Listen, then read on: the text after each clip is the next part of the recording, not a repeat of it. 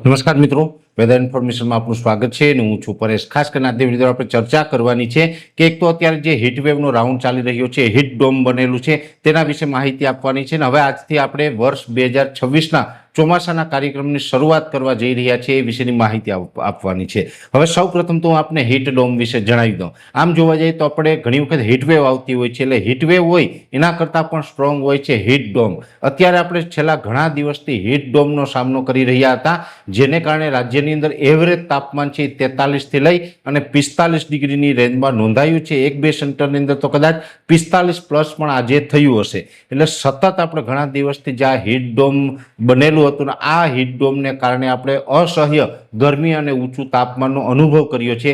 જો કે હવે આમાં આપણે ધીમે ધીમે રાહત મળવાની છે, એક સાથે કોઈ મોટી રાહત નથી મળવાની। આવતીકાલે એક ડિગ્રી તાપમાન ઘટશે, એટલે કે આજે 27 તારીખ છે, આવતીકાલે 28 તારીખે 1 ડિગ્રી તાપમાન નીચું આવે, પરમ દિવસે એનાથી 1 ડિગ્રી તાપમાન નીચું આવશે। એમ રોજે રોજ 1 ડિગ્રી તાપમાન નીચું આવે અને ધીમે ધીમે કરતા 2-3 દિવસની અંદર આપણે 3 થી 4 ડિગ્રી સુધીનો આપણે ઘટાડો નોંધાય તેવી શક્યતાઓ છે। હવે આપણે આ જે હીટ ડોમ બનેલું હતું એ તૂટશે અને હવે ધીમે ધીમે તાપમાનમાં થોડીક રાહત મળશે। જો કે કોઈ મોટી રાહત મળવાના આસાર નથી, શક્યતાઓ નથી, સામાન્ય રાહત ચોક્કસથી મળશે। એટલે આ એપ્રિલ મહિનાની આખી વાત છે। એ પછી તાપમાન એપ્રિલના એન્ડમાં તો ઘણું બધું નીચું પણ આવશે અને નોર્મલ નજીક આવી શકે છે। અને એપ્રિલના એન્ડમાં એટલે કે 29-30 તારીખ આસપાસ કદાચ અમુક જગ્યાએ સામાન્ય છાંટછૂટ થઈ શકે છે। જો કે બહુ સીમિત વિસ્તાર હશે અને એકદમ સામાન્ય હશે, એમાં કોઈ નુકસાન થવાનું નથી।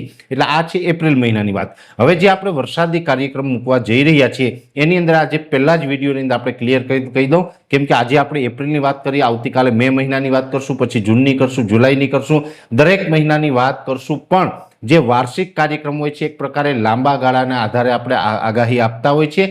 હવે જ્યારે લાંબા ગાળાની આગાહી આપેલી હોય એમાં થોડુંક પ્લસ માઇનસ થઈ શકતું હોય। ઘણી વખત આપણે એ પણ ઉલ્લેખ કર્યો છે કે અમે જે આગાહી આપતા હોય એમાં વાર્ષિક આગાહીની અંદર 90, 92 કે 93% સુધીનું પરિણામ આપી શકાય। માની લઈએ કે આપણે કોઈ વર્ષે 92% પરિણામ આપ્યું છે તો 100 આગાહીમાંથી 92 આગાહી સાચી પડે, 8 આગાહી છે ઘણી વખત ખોટી પણ પડતી હોય છે। એટલે દરેક મિત્રોએ નોંધ લેવાની છે। જે હવે આવતીકાલથી જે એક મહિનાનો આપણો જે વિડીયો આવશે એની અંદર 8 થી 10% વેરિએશન પણ ગણીને ચાલવાનું, કેમ કે લાંબા ગાળાની આગાહી કોઈ પણ હોય એ પછી દેશી વિજ્ઞાન પ્રમાણે હોય કે આધુનિક ટેકનોલોજીના આધારે હોય, લાંબા ગાળાની આગાહી હોય એમાં થોડું ઘણું પ્લસ માઇનસ થતું હોય છે અને આપણે દર વર્ષે એવું થાય જ છે। મોટાભાગે ગયા વર્ષે પણ આપણે આમ તો મોટાભાગની આગાહી સાચી હતી, પણ 2-5% વેરિએશન આવ્યું હતું। એમ આ વર્ષે પણ લગભગ એટલું વેરિએશન આવી શકે છે, જેની દરેક મિત્રોએ નોંધ લેવી। અહીંયાથી જે આગાહી આપવામાં આવે છે અમારા અનુભવના આધારે, વૈજ્ઞાનિક ટેકનોલોજીના આધારે પ્રિડિક્શન કરીને,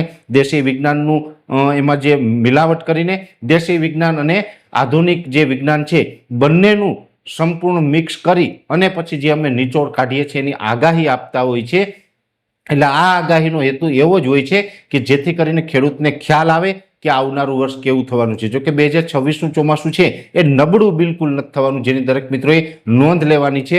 પણ અહીંયા આપણે ખાસ સમજવાનું એ પણ છે કે અમારો હેતુ એવો જ હોય છે કે ખેડૂતોને ક્યાંક માહિતી મળે ને ખેડૂત એનું આયોજન કરી શકે, પણ આગાહીમાં ફેરફાર કોઈ પણ પ્રકારનો થાય તો એના માટે અમે જવાબદાર રહેશું નહીં, જેની ખાસ નોંધ લેવાની છે।